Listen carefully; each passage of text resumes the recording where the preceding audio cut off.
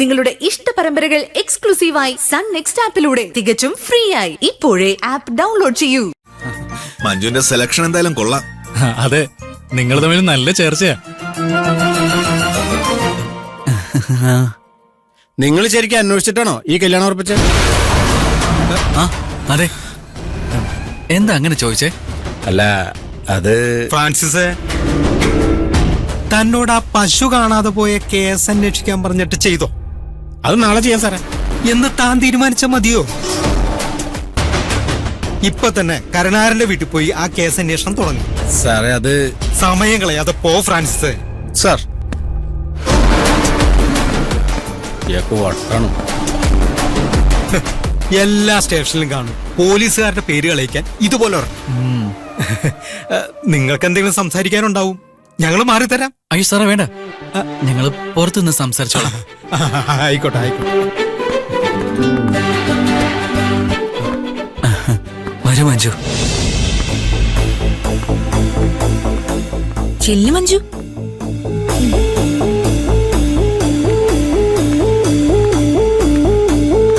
മിനിമോളെ. Sir,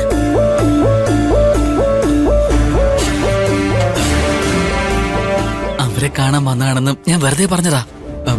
പിന്നെ മഞ്ജുവിനെ ഈ യൂണിഫോമിൽ കാണാനുള്ള കൊതി കൊണ്ടാ ഞാൻ വന്നത്. അടിപൊളിയായിട്ടുണ്ട്. വരുന്നതിന് മുമ്പ് ഒന്ന് വിളിച്ചു പറയായിരുന്നു. അത് ഒരു സർപ്രൈസ് ആയിക്കോട്ടെ എന്ന് വിചാരിച്ചു. കുറച്ചുകൂടി സംസാരിച്ച് നിൽക്കണമെന്നുണ്ടായിരുന്നു, പക്ഷെ എനിക്ക് പോയിട്ട് കുറച്ച് തിരക്കുണ്ട്.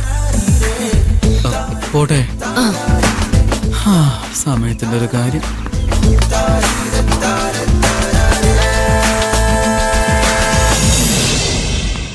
ഈ മനുഷ്യനാണോ നീ കുറ്റം പറഞ്ഞത്? എന്ത് തങ്കപ്പെട്ട സ്വഭാവ. മര്യാദയ്ക്ക് അവനെ കെട്ടിക്കോണം, അല്ലെങ്കിൽ ഞാൻ അയാളെ വളച്ചോണ്ട് പോവും.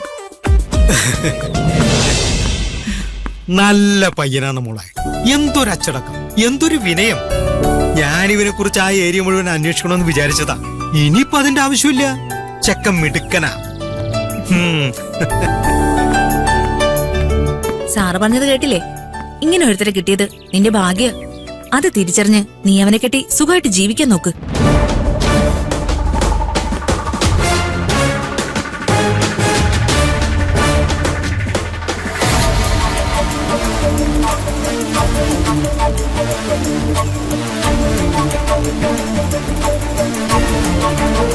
മഞ്ജു.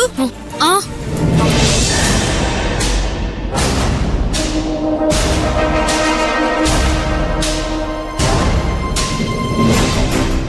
ഞാൻ അപ്പോഴേ അമ്മയോട് പറഞ്ഞതാ, ചേട്ടൻ ദുരഭിമാനം കാണിച്ച് കിട്ടിയതെല്ലാം കൂടി തിരിച്ചു കൊടുക്കുമെന്ന്. നല്ലൊരു ഫോണാ കൈ കിട്ടിയിട്ട് തിരിച്ചു കൊടുക്കേണ്ടി വന്നത്. അത് നന്നായേ ഉള്ളൂ. ഗിരി പറഞ്ഞതിലും കാര്യമുണ്ട്. നമ്മളതൊക്കെ വാങ്ങിയ ശാലിനിയുടെ കാശ് കണ്ടിട്ട് നമ്മളതിൽ വീണ പോലെ ആവും. അപ്പൊ ശാലിനിയായിട്ട് ചേട്ടന്റെ കല്യാണം നടത്തണ്ടെന്നാണോ അമ്മ പറയുന്നേ? അമ്മ നന്നായിട്ടൊന്ന് ആലോചിച്ചു നോക്ക്. ജീവിതകാലം മുഴുവൻ ഗോപാൽജിക്ക് വേണ്ടി ചേട്ടൻ അടിമപ്പണി ചെയ്യണമെന്നാണോ അമ്മ ആഗ്രഹിക്കുന്നത്? ഈ കല്യാണം നടന്ന ഗോപാൽജിയുടെ പകുതി സ്വത്തിന് അവകാശി ചേട്ടന്. അതൊക്കെ എനിക്കും അറിയാം. പക്ഷേ ഗോപാൽജിയോട് ഗിരി ഒരിക്കലും നന്ദികേട് കാണിക്കില്ല.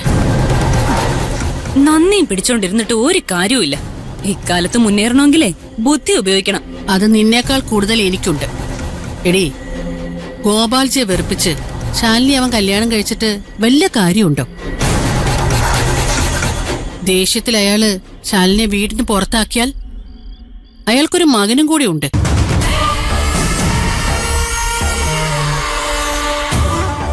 അയാള് സ്വത്ത് മുഴുവൻ സഞ്ജയുടെ പേരിലാക്കിയാൽ ഗിരിക്ക് എന്ത് കിട്ടും? ഗിരിക്കുള്ള ജോലി പോകുന്ന മാത്രമല്ല, ഗോപാൽജിയെ വെറുപ്പിച്ചിട്ട് ഈ നാട്ടിൽ നിൽക്കാൻ പറ്റാത്ത അവസ്ഥ ഉണ്ടാവും. അതുകൊണ്ട് ഗോപാൽജിയുടെ സമ്മതത്തോടെ ഈ കല്യാണം നടത്തിയിട്ടേ കാര്യമുള്ളൂ. അതിന് ചേട്ടനൊന്നും ചെയ്യില്ല. വിശ്വാസം, നന്ദി, സ്മരണ എന്നൊക്കെ പറഞ്ഞിരിക്കേ ഉള്ളൂ. അവനെ അന്തസ്സുള്ള ആൺകുട്ടിയാ. ഇങ്ങനെയുള്ള തറ പരിപാടിക്കൊന്നും അവൻ നിൽക്കില്ല. പിന്നെ ഈ കല്യാണം എങ്ങനെ നടക്കാന്? അതിന് ശാലിനി വിചാരിച്ചാ മതി. അവള് കുട്ടിക്കാലം മുതല് നല്ല വാശിക്കാരിയാ. ഗിരിയെ കല്യാണം കഴിക്കണമെന്ന് അവള് തീരുമാനിച്ചിട്ടുണ്ടെങ്കിൽ അതവള് നടത്തിയിരിക്കും. ഗോപാൽജിയെ എങ്ങനെയെങ്കിലും അവള് സമ്മതിപ്പിച്ചോളൂ. എന്റെ ഭർത്താവിനെ പോലെ വെറും ഒരു അടിയാളായി തീരാനുള്ളതല്ല എന്റെ മോന്റെ ജീവിതം.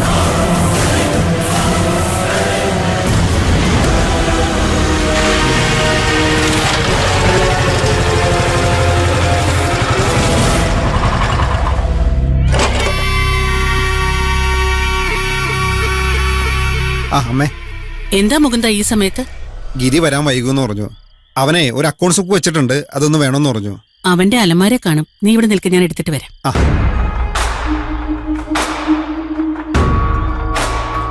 നിന്നെ ഞാൻ കുറെ വിളിച്ചല്ലോ, സ്വിച്ച് ഓഫ് ആയിരുന്നു.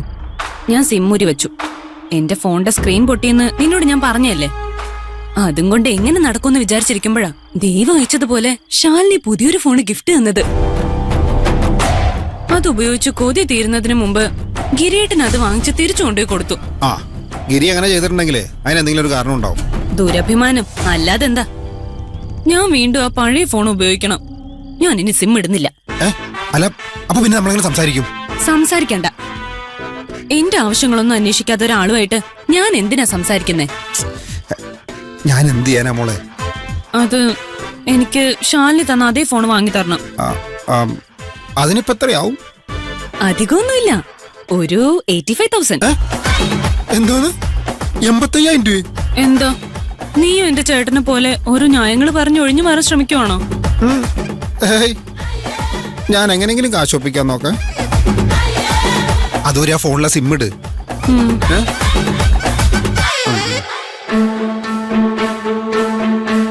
മോനെ, ശരി അമ്മേ, ഞാൻ ഇറങ്ങാ. ആ കഴിച്ചിട്ട് പോടാ.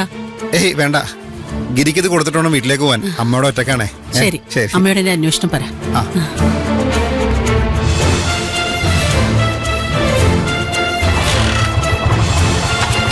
നീ വാ.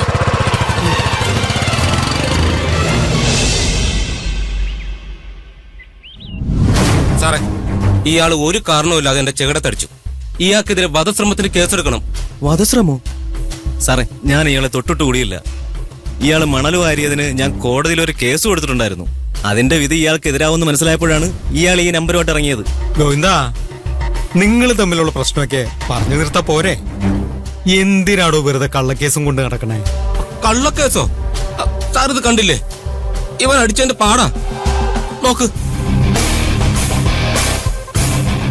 സാറേ, ഇവൻ ഇത് വേറെ ആരെയോ കൊണ്ട് സ്വയം തല്ലിച്ചതാ. പിന്നെ അങ്ങനെ തല്ലോടാ എനിക്ക് വട്ടല്ലേ? നീ അതല്ല, അതിന്റെ അപ്പുറവും ചെയ്യും. എടാ, സ്വന്തം അച്ഛന്റെ പേരിൽ കള്ളക്കേസ് കൊടുത്തവനല്ലേ നീ? സ്വത്തിന്റെ ഭാഗം കിട്ടാൻ ആ പാവത്തിനെ മയക്കുമരുന്ന് കേസിൽ ഇവൻ കുടുക്കി സാറേ. അത് കൊണ്ടുവച്ചത് ഇവനാണെന്ന് ഈ നാട്ടിലെ എല്ലാവർക്കും അറിയാം. അതിന് വല്ല തെളിവുണ്ടോ? എനിക്ക് അടി കിട്ടിയതിന്റെ തെളിവുണ്ട്. ഇതാ മെഡിക്കൽ സർട്ടിഫിക്കറ്റ്. സാറേ, അനൂപിനെതിരെ കേസ് രജിസ്റ്റർ ചെയ്യാതെ ഞാൻ ഇവിടുന്ന് പോകൂല. ഓ, ഇത് വല്ലാത്ത ശല്യായല്ലോ. താനത് കോംപ്രമൈസ് ചെയ്യുക. ആദ്യം ഇവനോട് എനിക്കെതിരെയുള്ള കേസ് പിൻവലിക്കാൻ പറ. ഞാൻ ന്യായമുള്ള കാര്യത്തിനാ കേസ് കൊടുത്തത്. അത് പിൻവലിക്കാനൊന്നും പറ്റില്ല. എന്നാ നീ പോയി ജയിലിൽ കിടക്ക്, അപ്പ പഠിച്ചോളും. അങ്ങനെ ഞാൻ ജയിലിൽ പോകാനുള്ള അവസ്ഥ ഉണ്ടായാൽ നീ കള്ളക്കേസിൽ എഴുതിയതേ ഞാൻ ശരിക്കും ചെയ്തിട്ടേ പോവൂ. നിർത്തടാ, ഇത് പോലീസ് സ്റ്റേഷനാ, നിന്റെ വീടല്ല.